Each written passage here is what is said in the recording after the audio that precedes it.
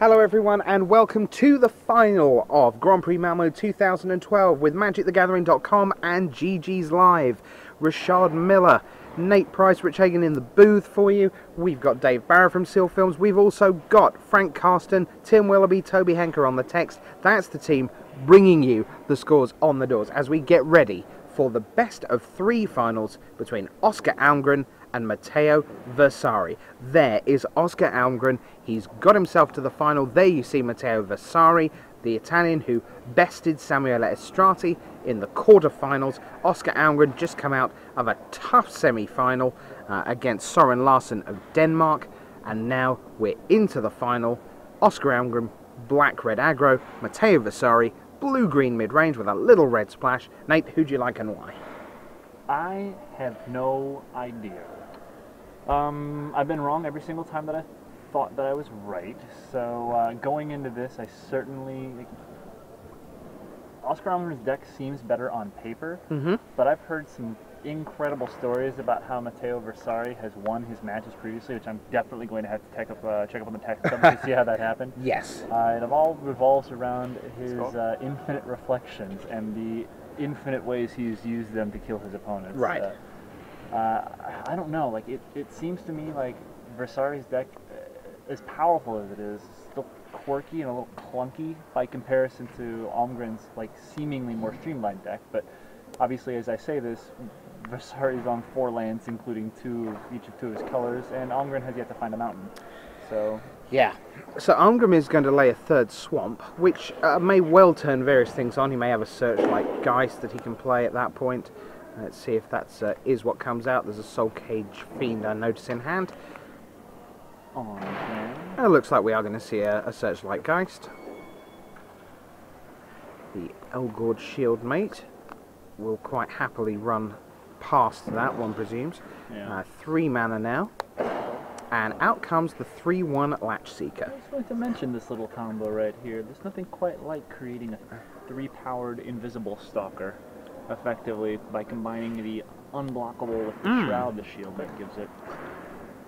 It's hexproof, I'm sorry. Well, sure. Yeah.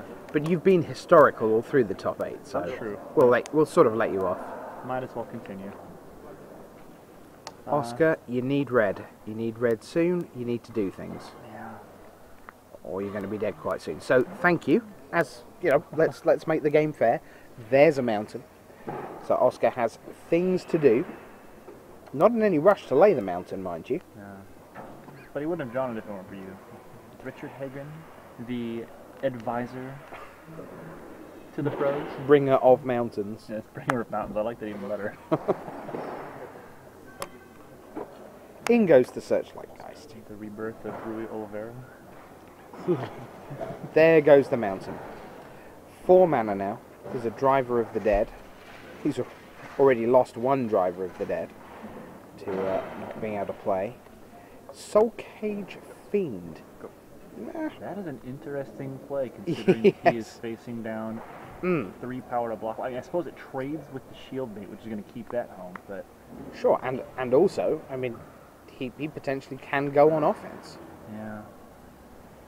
This is interesting, because I wonder, like, Matteo doesn't know what's in Oscar's deck. He doesn't know how removal light he is. Yep.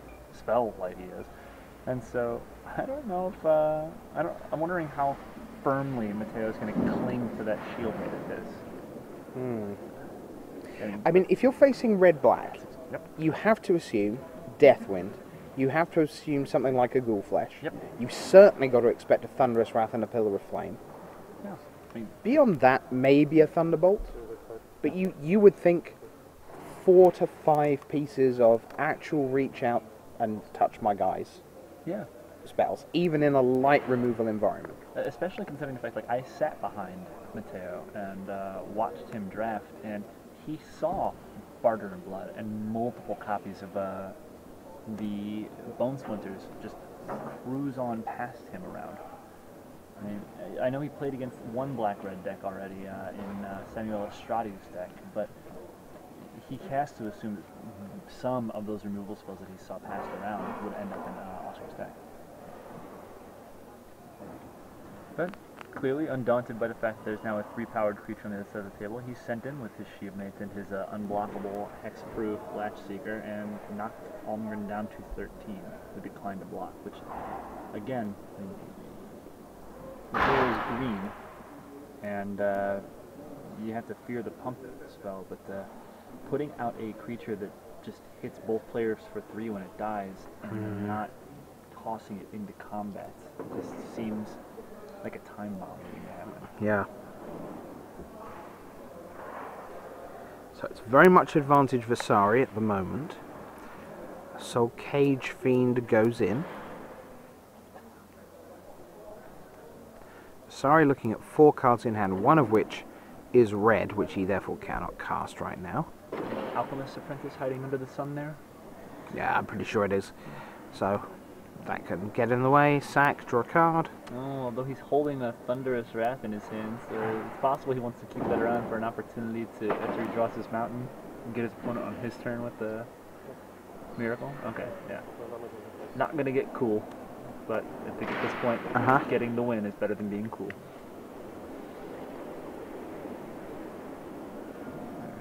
Is that a Hound of Grizzlebrand I see? Here? It certainly is. Here, puppy. Last time I saw a card from top down like that with the sort of the 2 searchlight, what it looks like, it was Stoneforge Mystic. No. I had no idea what you're talking about. I never heard of that card in my life. Okay. My counselor said it's best if I don't bring these things up. Yeah. Well, there's a large amount of evasion that I guess technically Almgren has the ability to block one of them with that Searchlight Geist, but not very profitably. That's not going to happen. This is a clock. 3-power unblockable is no joke, especially when you can't like readily take care of it. In comes 5.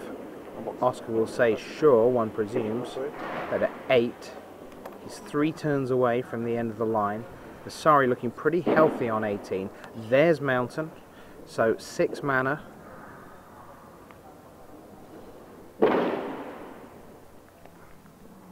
Here and you were knocking on the fact that we said blue-green so often over the course of the top 8. There were 4 blue-green decks, and Well, it's not that surprising that one of them's in the final. Let's not get too... Yeah. Rats. Come on, you're a math guy. Yeah, clearly, you and your math. Spectral Prism. Stupid facts. Hate them.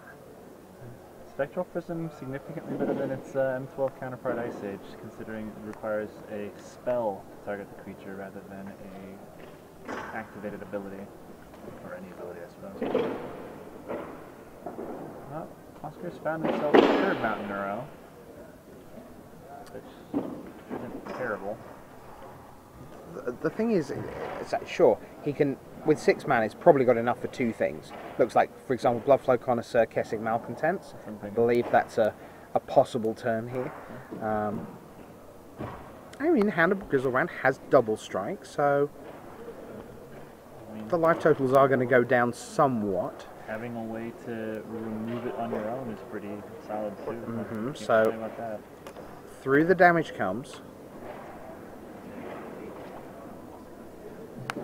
Land number 6. 3 of each. How does Oscar sculpt out the turn?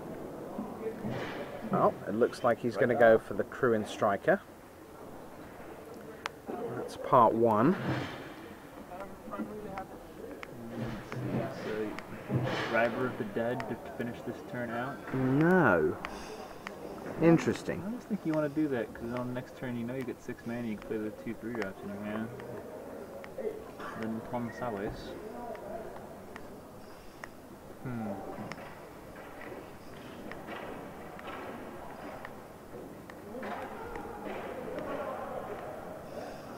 What does 4 mana represent in this situation? I don't understand why you wouldn't play something out there. Well, I mean, 4 mana represents Death Touch on the Searchlight Geist. Yes. But I don't see how you're winning that way. I mean, You trade off for the Scrapskin Drake at the cost of any tempo you might have had over this turn and therefore the following. Yeah. Yeah, sure, block. Fine, go ahead, give it Death Touch. You're still down to 5, you've put no pressure on.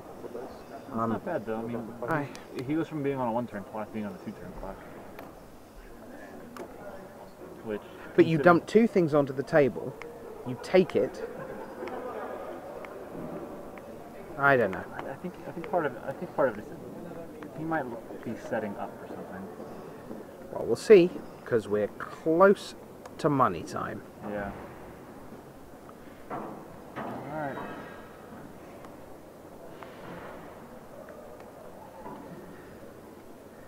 Double striking hound is going to be problematic. So, I wonder, is it a mental agony that he drew there? So could he go? No, he's going to screw it up.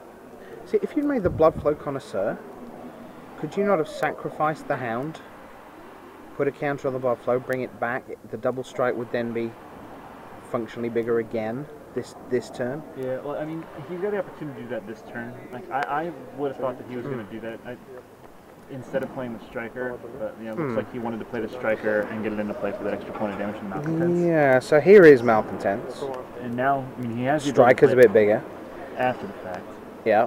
The striker is like a creature that can't effectively be blocked by that Inquisitor or the Shieldmate without dying off. So Blood Flow Connoisseur.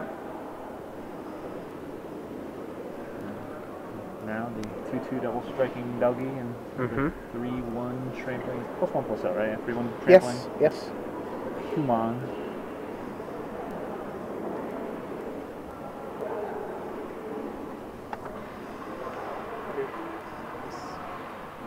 Versari goes down, wow, takes it all. That puts him at 5, if I'm not mistaken, right? 4? 1, 2, 3, 4, 5, 6. Yeah, almost. Okay. And I'd like to make that bigger. Hello. Oh. Oh, okay. So let's just confirm we're not being silly about what Shieldmate and giving Hexproof does. Just making sure exactly what the deal is with targeting things, and oh yeah. because people are always asking. They can't be the target of spells or abilities your opponents control. And that's the little bit that's important, Yeah. because that's you and that's your opponent over there. So Matteo Versari takes it, leads by 1-0.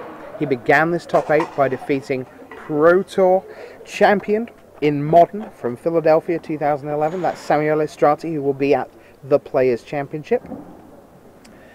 There you see the bracket, and he advanced past Perez Limas Montal with his blue-green Soulbond deck 2-0. And then here we are in the final, 1 game away from an Italian Grand Prix champion once again. Meanwhile, Oscar Almgren, who I don't really feel his deck particularly performed in game 1, will be looking to get aggressive, as the bracket suggests to you. You are aggressive. Wow. Gotcha. So, we're going to send Nate packing because we've had enough of him, basically. We do still love you, Nate. No, we do, really. I can tell. And I kept your seat warm for you, sir. the man who has spent Thank you very much. many hours on live Magic TV here at MagicTheGathering.com and GG's Live, the Hall of Famer, Frank Carsten. Frank, it's been an epic and grueling top 8. Yeah, I think we just checked at what time we sent in the last feature for the Swiss rounds, which was somewhere in the afternoon, already like 5 hours ago or something like that. The top 8 has been taking a long time. Sure, but not that anyone's been playing particularly slowly.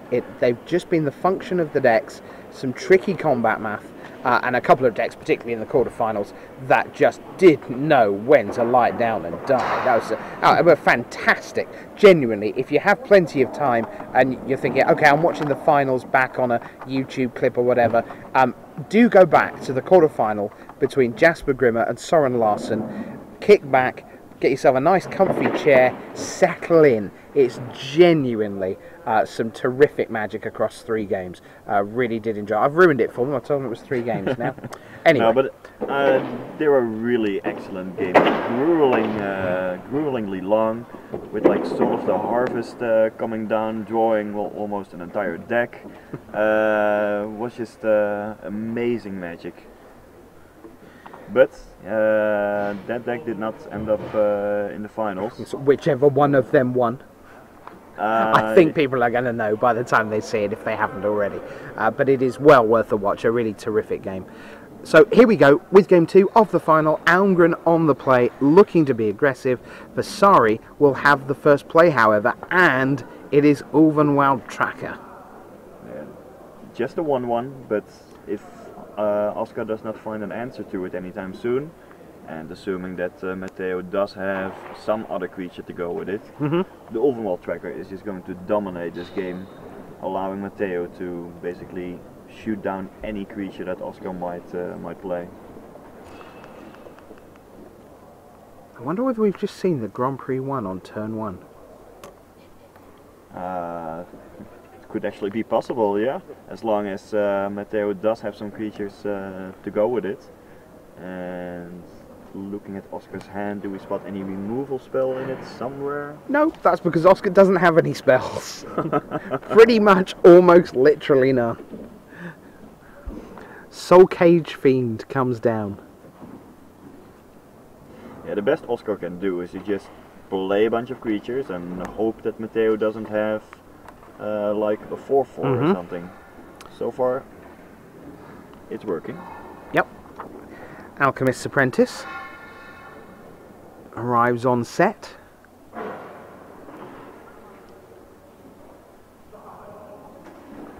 It's one of the downsides to the creature feature deck. It's when you suddenly find a threat that's a real effort to deal with. It's like, yeah, you've just turned off 12 of my 19 creatures, thanks. Yeah. At a conservative estimate. I mean, if there is one creature in the entire format that you really need to kill, it might be Ulvenwald Tracker. Well, as long as Matteo finds a creature to go with it, of course. And he's using his Alchemist Apprentice to dig deeper in his deck in search of that. Kessig Malcontents for Almgren. Yeah, no other humans to go with it yet, but it adds some pressure, a lot of damage when it enters the battlefield. And yeah, Matteo still cannot really find... Alchemist number 2? Well, he finds an Alchemist, but not really a big creature to pair with this Ulvenwald Tracker. So he fired the first apprentice, took on another one. I don't think much of this one's chances either, to be perfectly honest. I see it getting in the way of some angry malcontents quite soon. Let's see if that's what happens.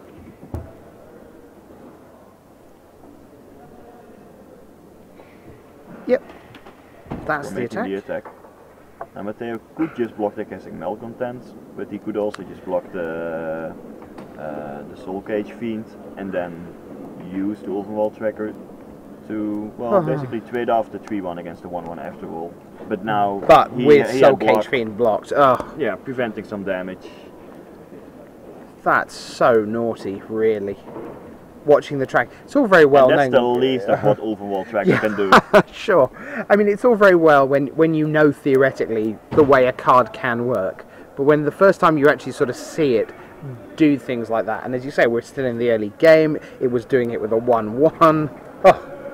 Heirs of Stromkirk, Intimidate, 2-2. And this was the card that won Oscar basically his semi-finals.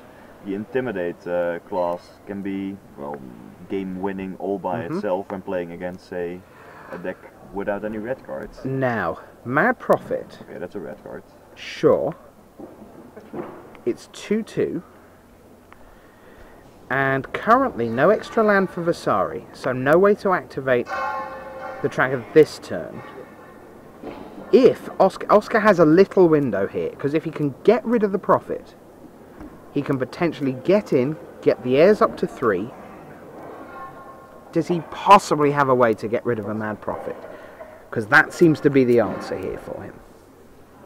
Well, he didn't have any removal spells in his deck, right? Basically not.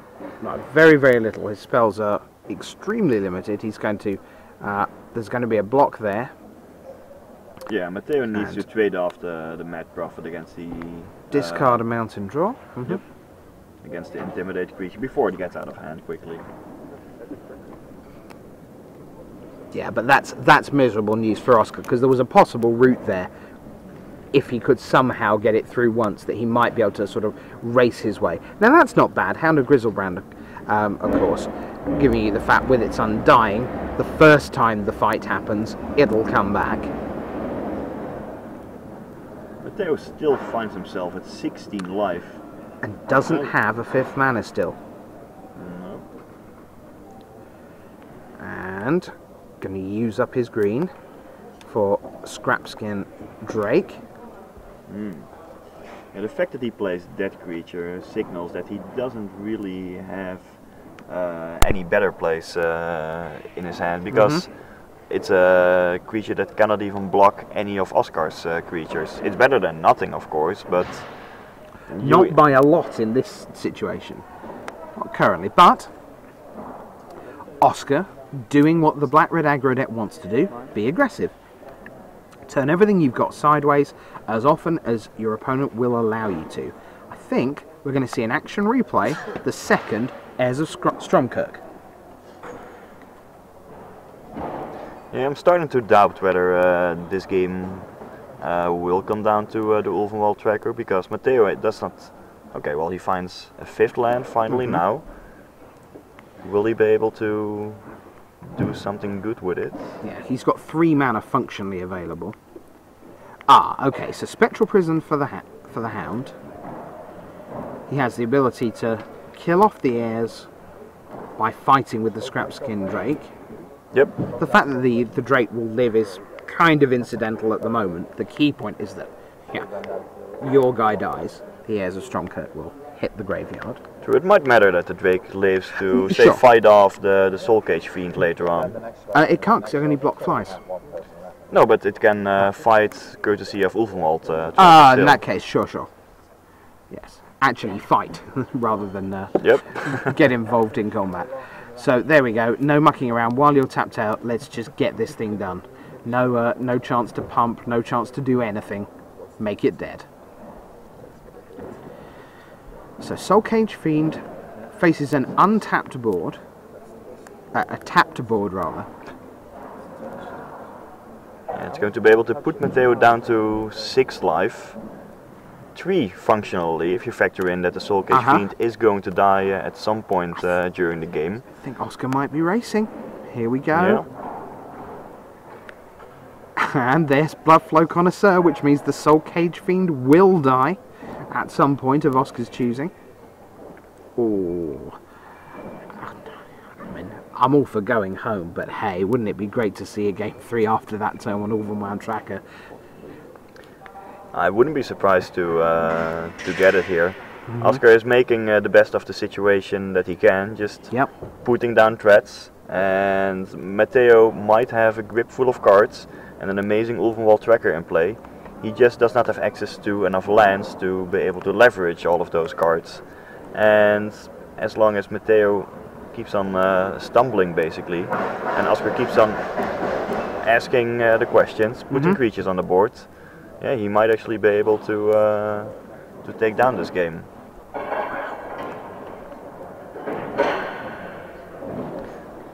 So Matteo pondering his options here. Of course, he can use Ulvenwald Tracker to make Scrapskin Drake trade against the Soul Cage Fiend, or perhaps the Bloodflow Connoisseur.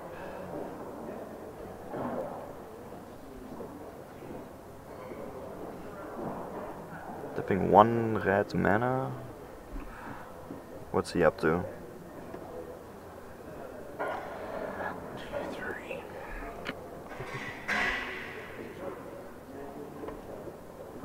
Versari. Matteo does have a lot of big creatures in his deck though. Looking at his deck list, I see cards like Forest Claw and Pathbreaker Worm.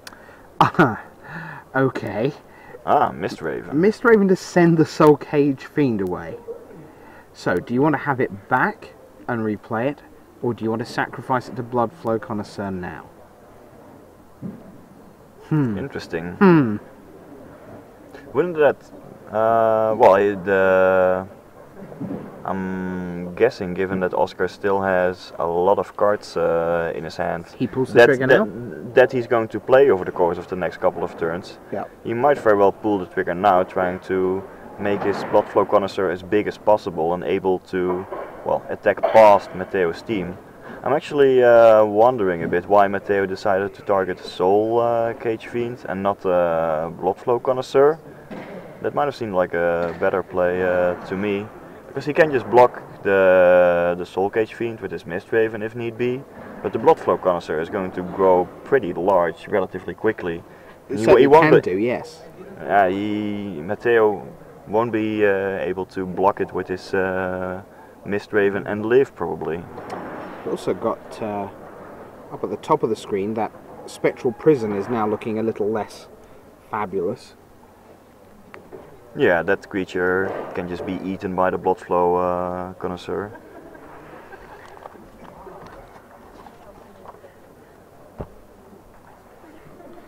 So, how about Undying, eh?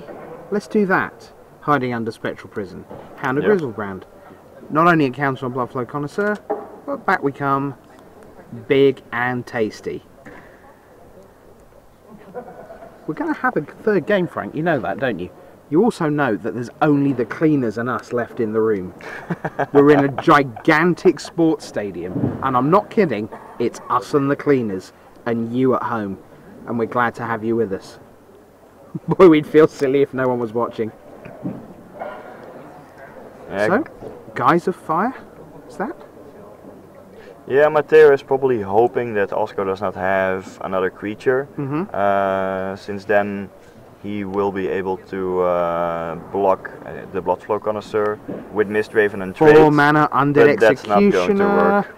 kill off the Mistraven, let's go again. And Turn 1 Overwhelmed Tracker, I don't think so, says Oscar Almgren. He's going the distance. At the start of the quarterfinals, all those seats behind Oscar Almgren were full.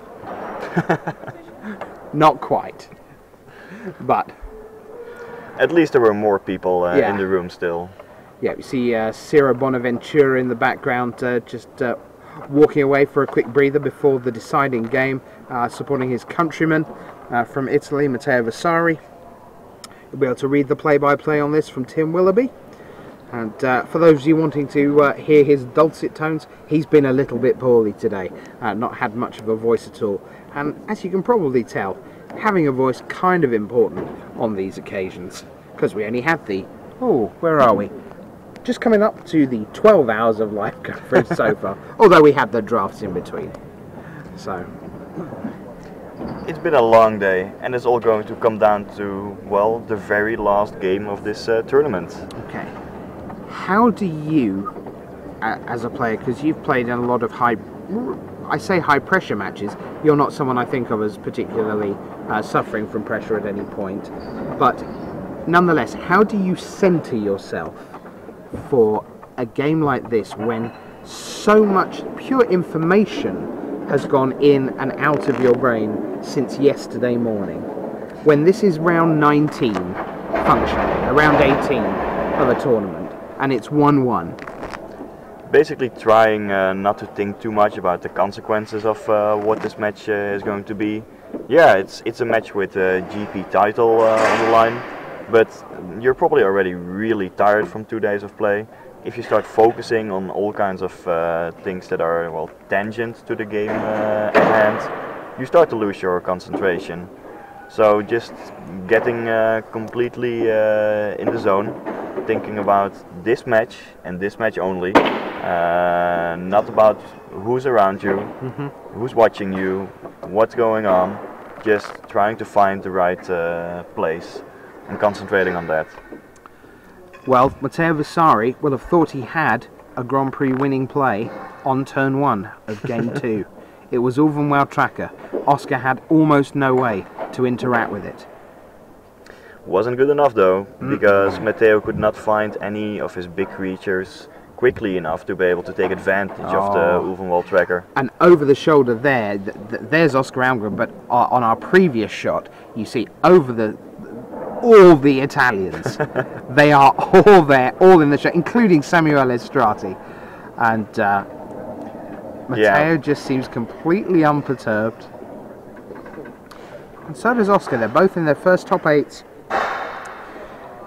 They have acquitted themselves admirably.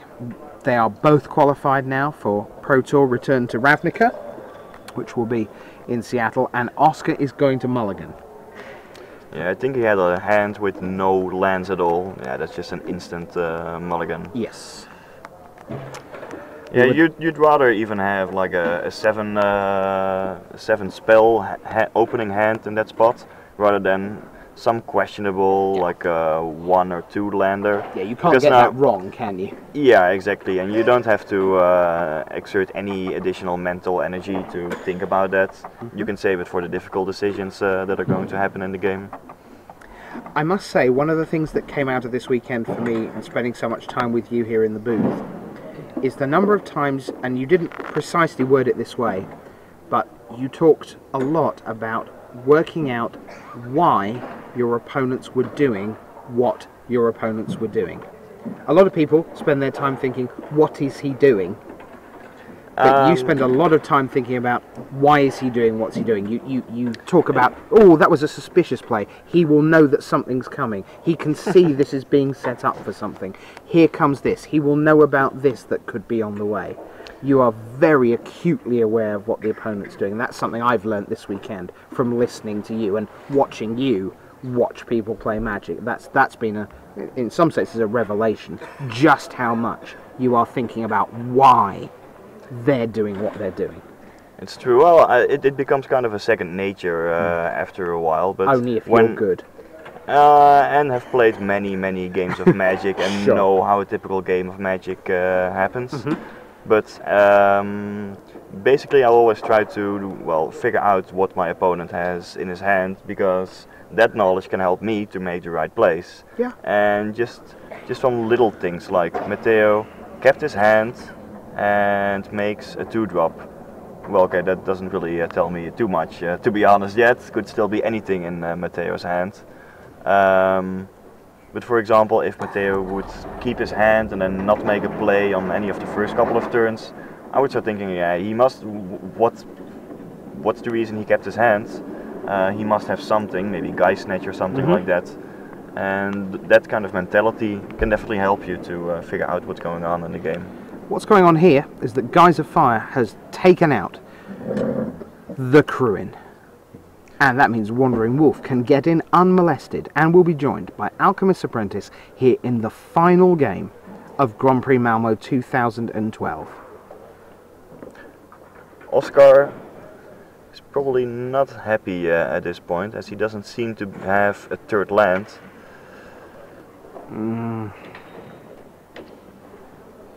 At least the Alchemist is only 1 power, so there's a little bit more time to maneuver with that.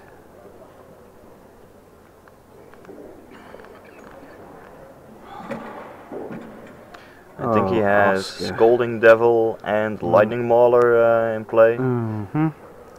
Yeah, he can play the Scolding Devil and then, well, what the Alchemist Apprentice. Got to bring out the Lightning. Yeah, because it will allow him to trade with Wandering Wolf.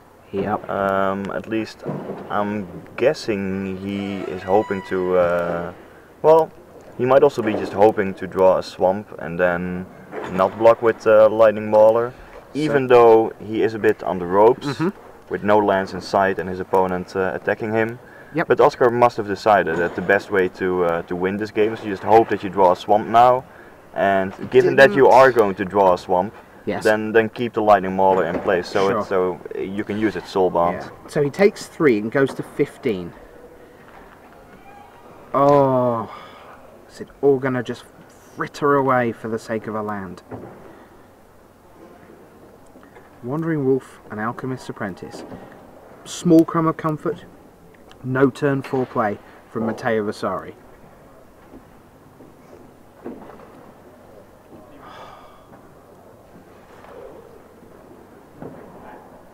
Yeah, Oscar must be thinking. Well, I'm guessing Oscar is not thinking, man, I'm so unlucky not to draw a land here. It's all going downhill. I'm thinking that Oscar must be going over the possible ways he can still win this game in his head. Like thinking, okay, now if there's a swamp on top and another swamp on top, given that, what's the best play I can make right now in this situation?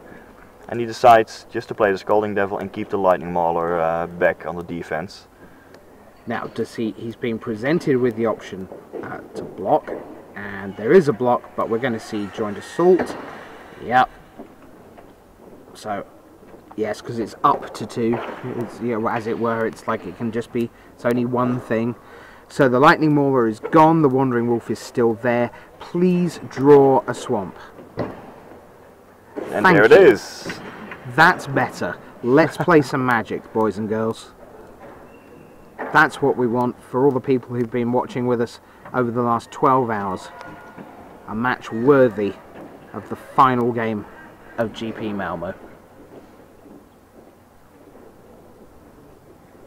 Note also that Oscar is not immediately dumping the swamp in play, like, yes, I drew the swamp, there it is, finally. Yeah, that's us. We're doing that. He's like, yes, there's the swamp, it was always going to be there. Yeah, okay, so now let's see what the best play is. Okay, attack with the Scalding Devil, not give out any information yet before I attack, and then only after the attack play the swamp and my black creature that I was going to cast. So there's the Bloodflow Connoisseur for Oscar. And Timberland Guide. Let's make my Wandering Wolf a bit bigger and a bit harder to block. Indeed, a very nice combination of cards. Currently impossible because even if Bloodflow Connoisseur gets bigger through Scalding Devil, that'll still only be 2/2, and Wandering Wolf will have 3 power. So that's what's come in. Wouldn't mind seeing some more land, truthfully. And that's a Hound of Grizzlebrand. So now, does Oscar have any other plays at 3 in his hand? Looks like he had a bunch of 4 casting cost cards in his hands. Yeah, no play right now. Passing the turn. Matteo 12 life points away from an Italian Grand Prix title. In we go. I can tell you, in this cavernous arena that is now genuinely virtually empty, if Versari wins, you are going to hear a gigantic roar from an Italian contingent. This place is going to sound like the Colosseum if Versari can pull this one off. Oscar, what's on the top? You're not looking for a miracle, you're looking for a very mundane thing. It's called basic land. Swamp, please. Oh no. Still not. He's got a Searchlight Geist so he can play something. But it still won't. It still won't be able to block the Wandering Wolf. But unless he could go all in, couldn't he? He can sacrifice both his guys. Yep, it's possible. But boy, does he get blown out. But then he trade his entire board against the Wandering Wolf. Yeah, but then he's only facing 2. Well, there's the Elgood Shoemade as well. It's a horrible, horrible risk. But the alternative is to watch yourself go 6-3 and 0. Right? I mean, that's what he's currently facing. Well, so, he does have the option of, or at least the hope, to draw a land on the next turn, and then use his 4th land to basically cast a creature that can deal with the Wandering Wolf. Here come some boys. Yeah, Matteo now also attacking with his lowly 1/1s, knowing that, sure, Oscar can make his Bloodline Connoisseur a bit bigger and block it off, but that's not going to be the end of the world. Note that Matteo did not attack with his 2/3, the Shield Mate, because if that one would have attacked, Oscar would have been able to profitably block it with a 3/3 Bloodflow Connoisseur.